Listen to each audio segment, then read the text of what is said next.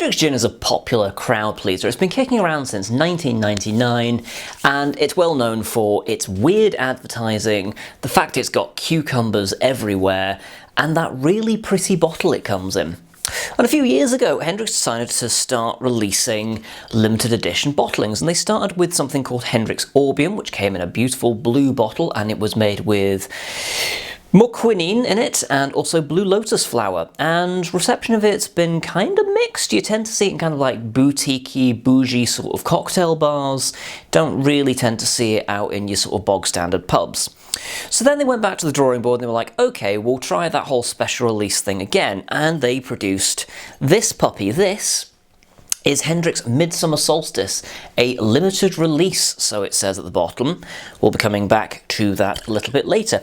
This comes in a beautiful lilac purple bottle. There's some floral design on the label, and it's genuinely very lovely stuff. We're going to be putting this stuff through its paces today because despite the fact that it claims to be a limited release, you can still very easily get your hands on this stuff.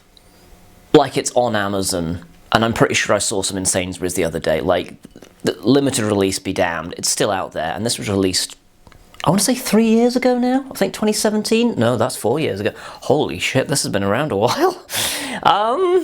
Man, I've had this bottle for a while actually, because this is the bottle I originally reviewed a few years ago. I think 2018 maybe? I don't know, I'm going to say it's been around for a couple of years anyway, but the point is the whole limited release thing's a bit of a marketing thing to be like, oh, it's not going to be here for very long, and I wouldn't panic by it because it's not gone anywhere. So don't worry too much about this running out anytime soon, because the limited release thing is a lie, frankly.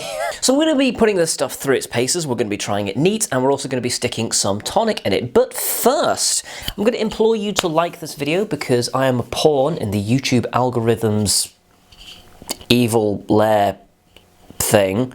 And also, if you like the idea of an overworked man slowly drinking himself to death on the internet, then please make sure to subscribe to this channel. Also, for optimism, that got lots of that here.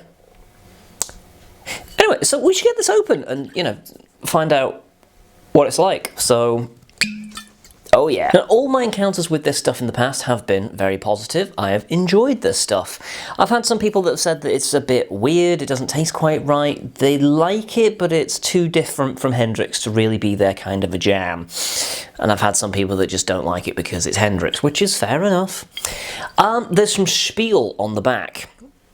So I'm going to read it. Midsummer Solstice is a limited release from our Hendricks Gin master distiller Leslie Gracie, infused with an array of natural floral essences in celebration of the eternal mysteries of the midsummer solstice. Blissful with tonic over ice and a slice of cucumber and zest of orange, blossoms in an altogether different dimension when served with sparkling wine and a splash of tonic for the ultimate midsummer solstice spritz. It's 43.4%, and it's really going on about the infused with natural floral essences thing. They are not forthcoming with the details. Could be like rose water, or I don't know, like extract of begonia or something. They don't say. They don't say what floral essences are beyond the fact that they are floral essences, so that's entirely up to guesswork. Straight off the bat, it's hugely floral. I mean, the clue is in the name, right? But yeah, it's really like sort of violets, pollen, kind of like orange flower water as well. Sorry, orange blossom water. It's kind of like floral, citrusy kind of a component coming through. A bit like lemon zest. It does kind of just smell vaguely like a florist. You know what I mean? It's kind of like chlorophyll in the air. The juniper is coming through. I think if memory serves, the last time that I reviewed this, I said that the juniper wasn't very present. Maybe I've become more sensitive to juniper over my time, I don't know. But the juniper is there. It's struggling a little bit against kind of like the floral components, but it is there. And there is a fair bit of spice the more you get into it, kind of like ginger and cardamom coming together on this one. Yeah, a little bit of clove as well. There's usually a fair bit of clove in pretty much most of the things I smell. Maybe I'm just smelling clove, like phantom cloves everywhere. That would have been a very different Star Wars film. I'm going to try it neat, which is not something that most people do with their gins. Most people just stick tonic in it by default, but we're going to try it neat first, because thoroughness. Wonderful like lemon zest component on it. And then the florals come through. Rosewater, violet, a little bit of like hibiscus in there as well. There's like a slightly dry, I don't know how to describe hibiscus other than hibiscus. It's its own flavour. And there is a little bit of like that kind of like the orange presence again, but it's a little more marmalade-y rather than like orange blossom water. It's a very pleasant, bright, summery flavour, and you know what? Pretty easy sipping. But we need to do what people do when it comes to gin and add a tonic to it. So, under normal circumstances, I tend to go with Merchant Heart because it's usually on sale at my local supermarket. But I thought, do you know what? For a change, I'll actually get a tonic that I know that I like. So we're going to go with something a little weird today. This is a Scottish tonic, and I think this is the first time I'm actually showing it off on the channel. I went out and got some Cushy Doos. I really like this stuff. There's no quinine in it. This is not an ad. I mean, I suppose by default my entire channel looks like an ad, even when it's not.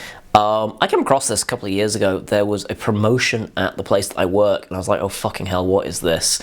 I tried some and I was like, oh, this is actually really nice. But you know, let's do 2 in 1. Why not? Let's review the tonic. It's got so much more of a gentle bitterness. It's not sweet. That's the really strangely appealing thing to me about this one. And the ingredients, carbonated Scottish mountain water. Oh, there is a little bit of sugar in it. Citric acid, blender botanicals, Scottish heather, Scottish birch, gentian and wormwood. And it is made in Edinburgh. Best served cold as in Edinburgh January. Which are cold. Just, yeah. They've recently redesigned their packaging. I feel indifferent about the change, to be honest. I don't think there's enough of it's not like a massive enough change for me to be like, whoa, it's, you know, I like them both. It's fine. But yeah, I dig this stuff. There's also, I think, not much sugar in it because they're not having to like battle with the quinine. I'm not quite sure. And again, I sound like I'm advertising, so I'm just gonna. No, I like to go easy with my tonic. I mean, adding the tonic really opens it up. It's there's something kind of like artificial, floral, pharmaceutical-y about it. Like there's loads of rose, lavender, still a little bit of violet. It's kind of like a load of like stuff that you might put in the bath to make you feel relaxed and better about yourself. Juniper's kind of disappeared a bit. I mean, I say a bit, it's kind of absent, to be honest. But hey, you look weird if you're nosing your gin and tonic in the pub for too long, so let's taste it. That's really good.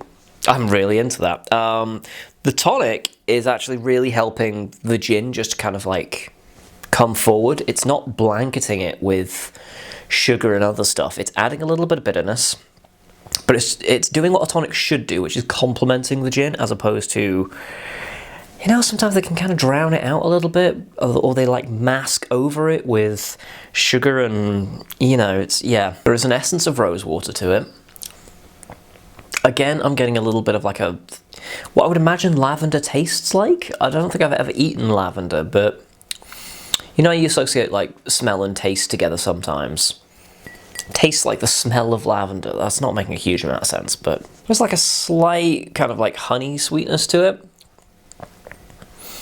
There's actually like a little bit of like a tart raspberry kind of a thing as well, which is really pleasant. It's a really nice, gentle gin and tonic that I've got here. I'm liking it. What would I give it out of 10? I mean, I don't score things out of 10, but it's a pretty solid 8, really, to be honest. I'd still pick it up. And again, you don't need to, like, you know, rush out and buy it necessarily, because it's not gone anywhere in the last 2-3 years that this has been released now, despite it being a super limited edition.